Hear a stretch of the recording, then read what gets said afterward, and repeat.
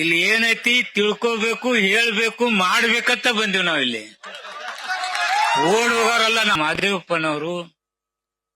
ನಮ್ಮ ಹಿತ ಕಾಪಾಡ್ತಕ್ಕಂತ ಯಾವುದೇ ಪ್ರಶ್ನೆ ಬಂದಾಗ ಗಟ್ಟಿಯಾಗಿ ನಿಲ್ತಕ್ಕಂತ ಸತೀಶಣ್ಣ ಜಾರಕಿಹೊಳಿ ಅವರು, ನಮ್ಮ ಹಿರಿಯರಾದಂತ KH ಮುನಿಯಪ್ಪ ಅವರು, ವೇದಿಕೆ ಮೇಲೆ ಬಹಳ ಜನ ಸ್ವಾಮೀಜಿಗಳಾದ್ರೆ ಅವರೆಲ್ಲ ಪಾದಗಳಲ್ಲಿ ನಮಸ್ಕಾರ ಮಾಡ್ತಿದ್ದೀನಿ. ನಾರಾಯಣ ಸ್ವಾಮಿ ಅವರು ಈಗ ತಾನೇ ಮಾತನಾಡಿ ನಮ್ಮ ಚಿತ್ರದುರ್ಗದ MP ಸಾಹೇಬರು ಪಾರ್ಲಿಮೆಂಟ್ ಹೋಗ್ಬೇಕಾಗಿತ್ತು, ಹೋಗಿ ಹೊರಟಿದ್ದಾರೆ. ಬಂಧುಗಳೇ, ಇದು 30 ವರ್ಷದ ಹೋರಾಟ. ಇದು ಹೆಂಗ್ ಬತ್ತು, ಯಾವ ಸರ್ಕಾರಗಳು ಏನೇನು ಮಾಡಿದವು ಎಲ್ಲವೂ ಚರ್ಚೆಗಳಾಗ್ಲೇಬೇಕು. ಆಗ್ಲಿಲ್ಲ ಅಂದ್ರೆ ಜನತೆಗೆ ತಪ್ಪು ತಿಳುವಳಿಕೆ ಹೋಗುತ್ತೆ. ಏನಾಯ್ತು? ಕಮಿಷನ್ ಯಾವಾಗ ನೇಮಣಿಕೆ ಆಯ್ತು? ಕಮಿಷನ್ SM ಕೃಷ್ಣಾಜಿ ಅವರಿದ್ದಾಗ ಬಾಗಲಕೋಟೆ ಬೈ ಎಲೆಕ್ಷನ್ ದಲ್ಲಿ ನಾನು ಜಿಲ್ಲಾ ಮಂತ್ರಿ ಇದ್ದೆ. ಅವಾಗ ಕಮಿಷನ್ ನೇಮಣಿಕೆ ಆಯ್ತು. ಅವಾಗ್ಲೂ ನಮ್ಮ ಜನಾಂಗದ ಯುವಕ ಮಿತ್ರರು ಮುತ್ತನ ಬೆನ್ನೂರು ಹಿಡ್ಕೊಂಡು ಕೆಲವು ಜನರು ಬೈ ಎಲೆಕ್ಷನ್ ದಲ್ಲಿ ತೊಂದರೆ ಮಾಡ್ತೀವಂತೇಳಿ ಆವತ್ತಿನ ತೊಡಕನ್ನ ತಯಾರಿ ಮಾಡಿದಾಗ SM ಕೃಷ್ಣಾಜಿ, ಏನು ತಿಮ್ಮಾಪುರ್ ನೀನೇ ಉಸ್ತುವಾರಿ ಮಂತ್ರಿ ಇದೆಯಾ, ಇಲ್ಲಿ ಕಮಿಷನ್ ಇದು ಏನಿದು ಗಲಾಟೆ ಅಂತ ಹೇಳಿದ್ರು. ಸರ್, ಬಾಳ್ ತಲೆ ಕೆಡಿಸ್ಕೊಂಡ್ಬೇಡ, ಕಮಿಷನ್ ನೇಮಣಿಕೆ ಮಾಡಿ ಚಾಲು ಮಾಡೋನು, ಆದ ನಂತರ ಆಯೋಗದ ರಿಪೋರ್ಟ್ ಬರಲಿ, ಆವಾಗ ಇದನ್ನ ಮಾಡ್ಲೇಬೇಕಾದ ಅನಿವಾರ್ಯತೆ ಬರ್ತೈತೆ ಅಂದಾಗ ತತ್ಕ್ಷಣ SM ಕೃಷ್ಣ ಅವರಿದ್ದಾಗ ಇದು ಚುನಾವಣಾ ಕಮಿಷನ್, ಇದು ನಮ್ಮ ಮಾದಿಗ ಮೀಸಲಾತಿ ಕಮಿಷನ್ ಪ್ರಾರಂಭ ಆಯಿತು. ಆ ನಂತರ ಹಲವಾರು ವಿಚಾರಗಳು ಹಂಗೆ ಬಂದು ಯಾವ್ಯಾವ ಸರ್ಕಾರಗಳು ಏನೇನು ಮಾಡಬೇಕು ಅವುಗಳನ್ನೆಲ್ಲ ಮಾಡಿದು. ಕೊನೆಗೆ ಸುಪ್ರೀಂ ಕೋರ್ಟ್ ಮೊನ್ನೆ ಒಂದು ಡಿಸಿಷನ್ ಕೊಡ್ತು.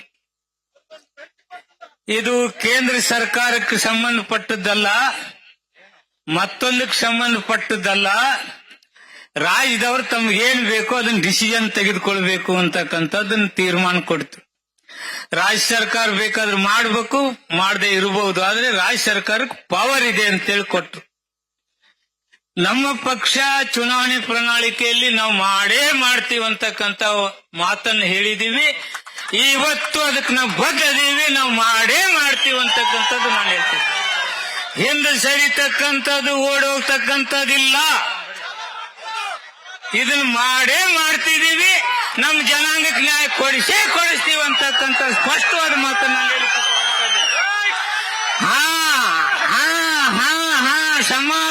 ಸಮಾಧಾನ.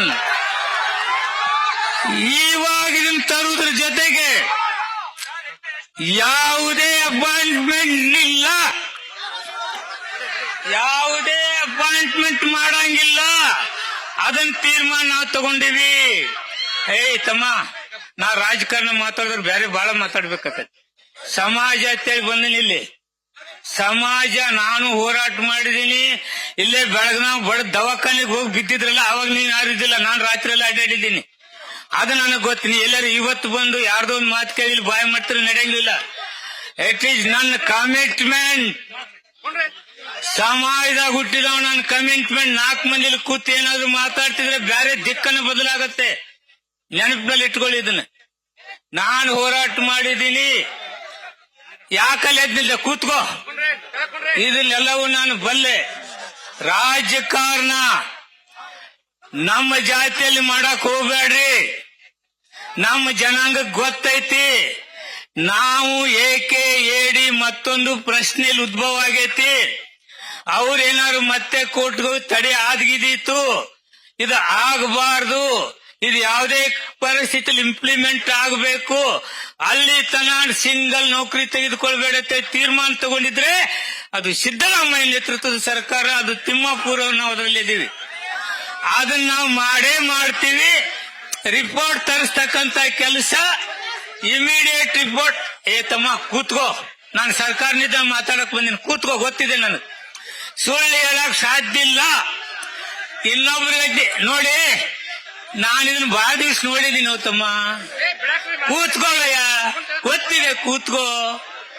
ಇಂಥದೆಲ್ಲ ರಾಜಕಾರಣ ಮಾಡಕ್ ಯಾರು ಹೋಗ್ಬೇಡ್ರಿ. ನಾನು 2 ತಿಂಗಳಲ್ಲಿ ನಾವು ಇದನ್ನ ತಂದೇ ತರ್ತೀವಿ. ಒಳ ಮೀಸಲಾತಿ ತಂದೇ ತರ್ತೀವಿ. ಯಾವುದೇ ರೀತಿಯಲ್ಲಿ ಸದಾಶಿವ ಆಯೋಗ ರಿಜೆಕ್ಟ್ ಮಾಡ್ದ ನಾವು ಮಾಡೋದಿಲ್ಲ.